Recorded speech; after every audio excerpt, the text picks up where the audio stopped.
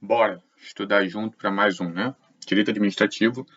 Aqui no Direito Administrativo, a base de estudo está sendo o livro, o Manual de Direito Administrativo do professor José dos Santos Carvalho Filho. Como está aqui na tela, é esse livro. É exatamente esse aí, 38ª edição.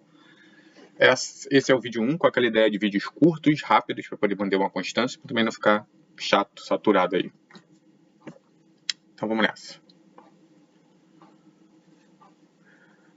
Ele começa esse livro no capítulo 1, ele tem ali a introdução e o top 1, um Estado. Ele quer que você entenda o que é o Estado. Essa é a ideia desse primeiro momento no livro. Então ele vai dizer que para definir o que é o Estado em si, existem ali várias definições, tá? E ele vem com a definição, a primeira definição do sentido de sociedade política, a primeira vez que isso foi dito, segundo o livro, foi no século XVI, do livro O Príncipe de Maquiavel. Você vai encontrar outras definições, como o Estado, como sociedade, ele sempre existiu. Primeiro veio a sociedade, depois formou o Estado. Mas isso aqui é uma passada histórica, para você ter um conteúdo a mais, para você entender e vendo, mas o que interessa para a gente? O que interessa para a gente quando a gente fala em Estado? A gente tem aqui o Estado brasileiro, né? Chamando o Estado aqui do Estado brasileiro, então todos os estados de dentro do Brasil que a gente conhece, mas é o Estado como todo. Ele é um ente personalizado, certo? O que significa que o Estado brasileiro é um ente personalizado? É que ele tem personalidade jurídica, é como se fosse uma pessoa, tá? Então, isso tem consequências no âmbito interno, ou seja, internamente aqui dentro do Brasil, e para fora do Brasil também.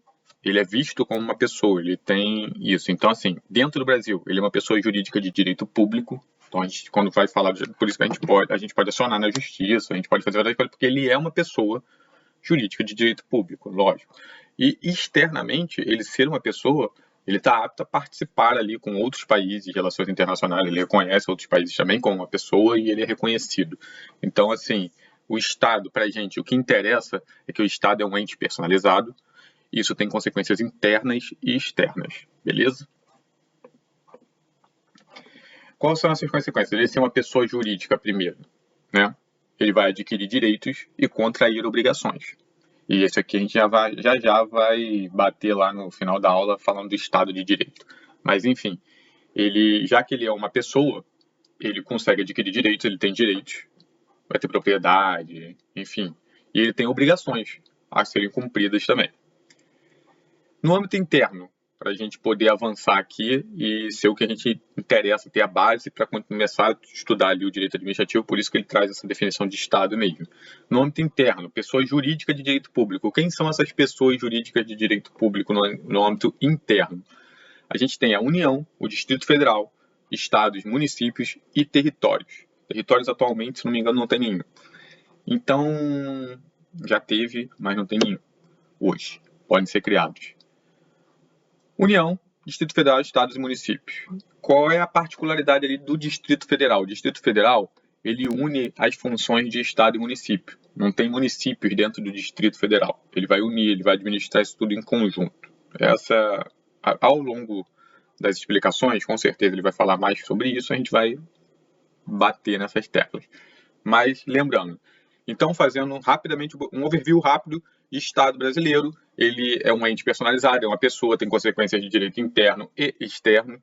Isso, vamos lá, Estado brasileiro é um ente personalizado. Isso traz para ele, no âmbito interno, ele ser uma pessoa de direito público, jurídica de direito público, e no âmbito externo ele pode conversar com outros estados e ter relações internacionais. Isso traz como consequência que ele adquire direitos e tem obrigações. E quem são essas pessoas aqui dentro, internamente, organizando? Nós temos a União, Distrito Federal, estados, municípios e territórios. Distrito Federal unindo funções ali de estados e municípios.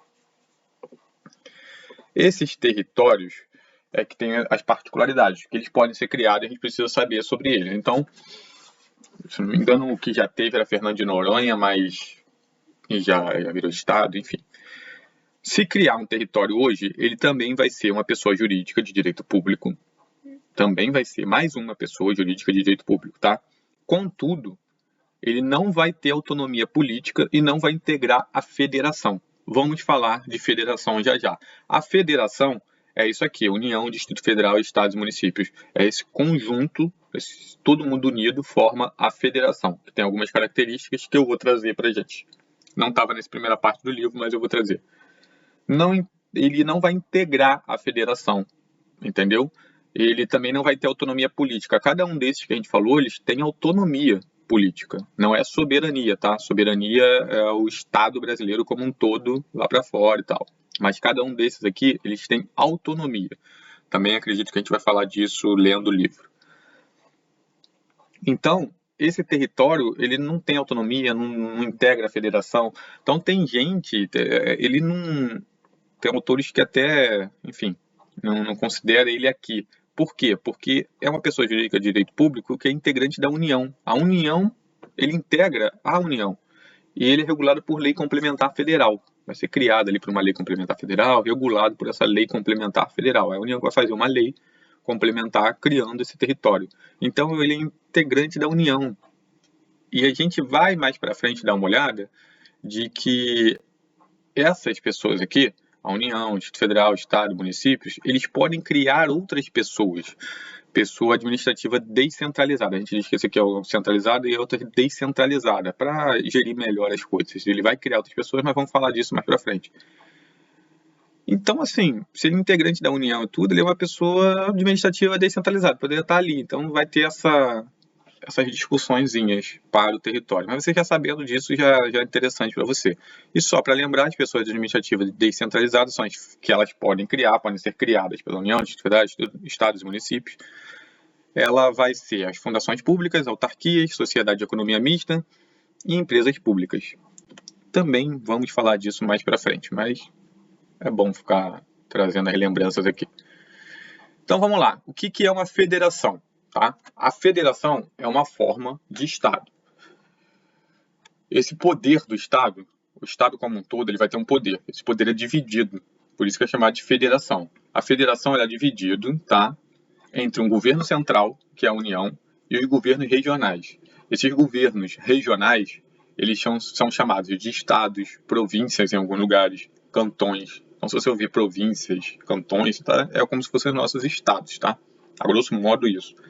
Um governo central, que é a União, mas eles não tem um que é maior do que o outro, tá? Eles estão dividindo esse poder, cada um na sua competência, na sua área. Então, assim, ambos têm autonomia, tá vendo?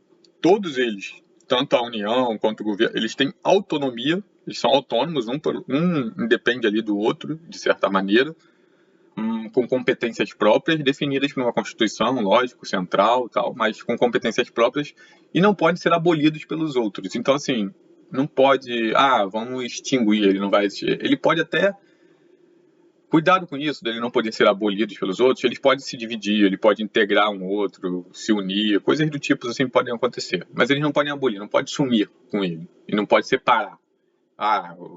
O Rio de Janeiro não vai fazer mais parte do Brasil. Não pode, tá? Então, a ideia é essa. Característica de uma federação, tá aqui, ó. Divisão constitucional de poderes entre União e os Estados. Então, a Constituição vai dividir esse poder. Autonomia política dos entes federados, eles podem criar suas próprias leis ali. Existe a existência de uma Constituição única que organiza todo o sistema. Então, sim, ele tem autonomia, ele pode criar leis? Pode. Ele divide ali o poder, inclusive os estados têm constituições, mas ele tem que respeitar essa Constituição única. Tanto o governo central, tá? Não pense ali porque ele está acima como alguém hierarquicamente superior, não. Todos eles estão ali abaixo da Constituição e devem respeitar a Constituição, que vai organizar todo o sistema, essa Constituição única. Então, impossibilidade de separação, já falei ali em cima, né? Estados não podem se desligar da federação, podem haver essas junções, essas separações continuando fazendo parte da federação, mas surgir dois novos com consulta, enfim, em algum momento vai ser dito isso também. Dupla cidadania, porque ele quer dizer que aquela coisa, o cara é brasileiro, mas ele é natural do Rio de Janeiro, e assim vai. Ele pertence tanto ao Estado quanto ao governo central. O exemplo que traz aqui o Brasil, União, Estados, municípios e Distrito Federal tem competência definida na Constituição, cada ente tem autonomia, mas todos fazem parte de um mesmo Estado soberano. gente acabou dando esse exemplo aqui. Isso aqui não estava no livro, eu trouxe um plus aí, para a gente poder entender o que é federação. Primeiro, pelo menos nesse primeiro ponto, não estava no livro. Né? A gente pegou uma inteligência artificial, trouxe isso aqui.